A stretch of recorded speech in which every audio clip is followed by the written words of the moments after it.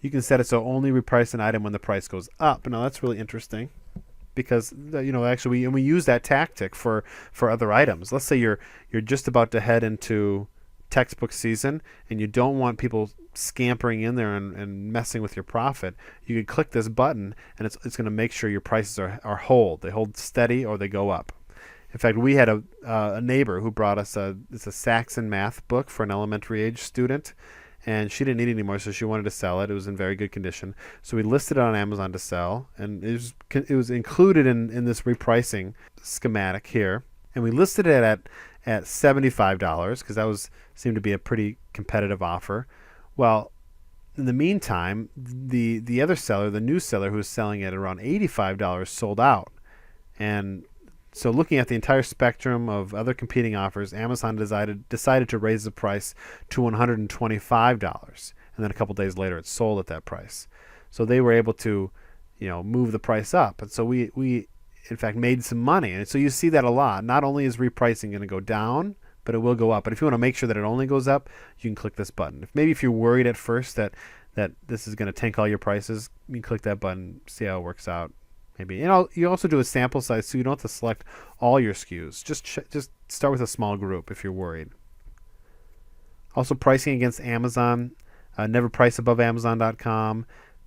Percentage amount to price below Amazon when competing directly against them. And I think that's kind of a risky move. But for books, it's different. For other items, I think if you're going to battle with Amazon over price, you're going to want to make sure you have better margins than them.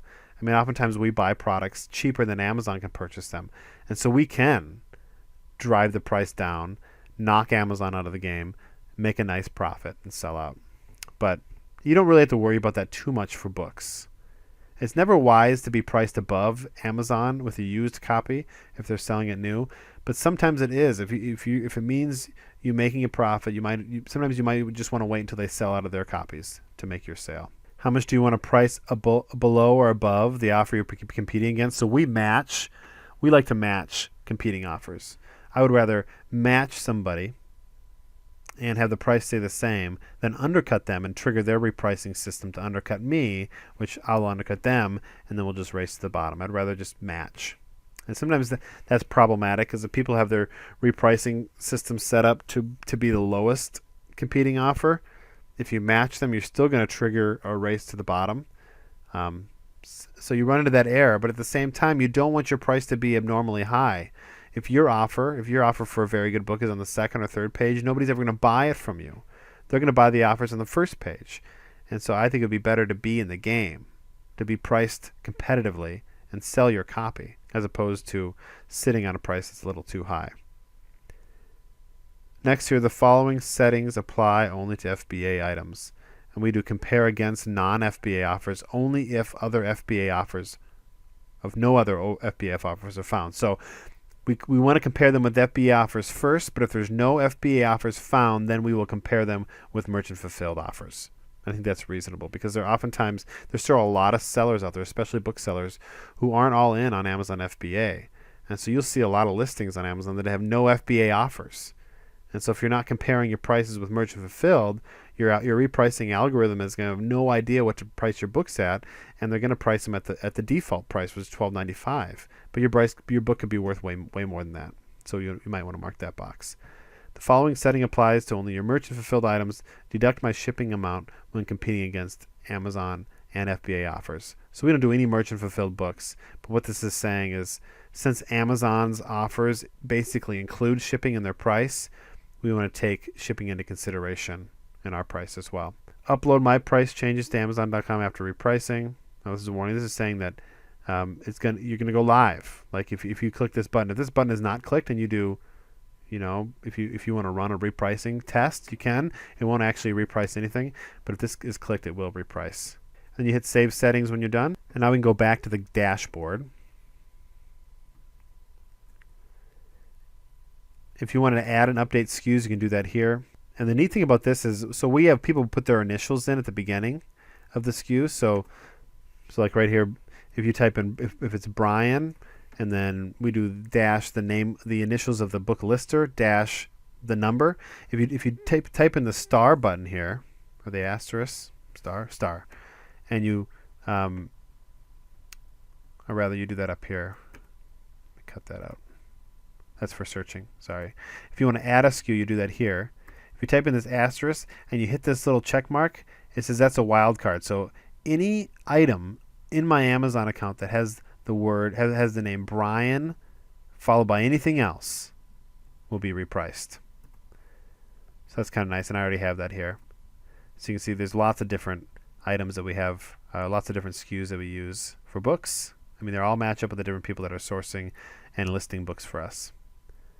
Occasionally you can purge sold items from the list, so to go through the list and make sure there's no items on there that have sold, because you can still reprice inactive listings, because Amazon doesn't know if you're going to replenish or not. So those are still they're still listings that are on your Amazon account, although they're not active. Now I like to go, there's a couple ways to do this, but from dashboard, if you go down here and you hit Repriceit, it's going to show you your criteria again. Okay, you can't edit it there. And if you hit Repriceit, this will come up. Repricing request has been submitted. Repricing reports will be available online upon completion. So we'll take a look at that in a minute here. Now, if you want to set up a schedule, click on Repricing Schedules.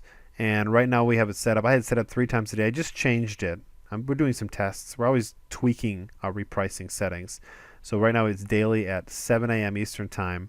We reprice all of our books, and that's it. But we used to do it at 7, at noon, and then at 7 p.m. as well, just to kind of keep our books competitive. But we're monitoring sales right now. We're going to see what happens when we just reprice once a day. If you want to create a new schedule, you can here. And that's it. There's some other menu options here you can play around with, but I've covered the basics of what you'll need to know. Now, if you want to take a look at the report, so you want to see what items were repriced, how much they were repriced by, you can click on Repricing Reports right here. They also send you a copy to your email, and you can either download it or you can view it. So this one is the one that we did this morning, and it shows you. So it shows you new price, old price, price change. So if you want to click on this right here, it's going to sort them by how much the price was changed. So this one right here, this book right here went from $190.19 all the way down to $25.99. So $100.64 swing. So that might be a book that you might want to look up to check out to see why that happened. Is the book worth $190.19? Or is the book actually worth $25.99? That's something to keep an eye on. But typically, most of our books are kind of, in the middle range. We'll click on this here and see it from the other spectrum. On the other side of the spectrum, this book went up from $222.85 to $386. This one went up $93. This one up $77. So again, what the intelligent repricer is trying to do is trying to figure out what the adequate, accurate value of the book is, and they're trying to reprice your books accordingly. So you can just toy around with this and look at this and just make sure that the settings are up to your standards. I mean, some books will be, just be a penny or two here. But, 35 cents, this book went from $11.14 to $11.49. But sometimes, that's the difference between you being in the buy box or not.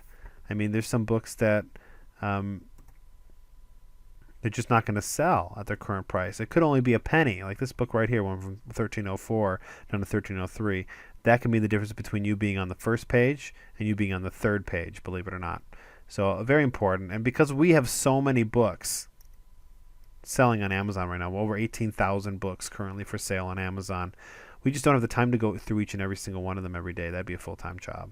So having a repricing system like this is so important. Now, if you're interested in repricing, check out Repriceit.com. There are some other repricing programs out there on the market. Just go to the Facebook groups or the seller forums and ask.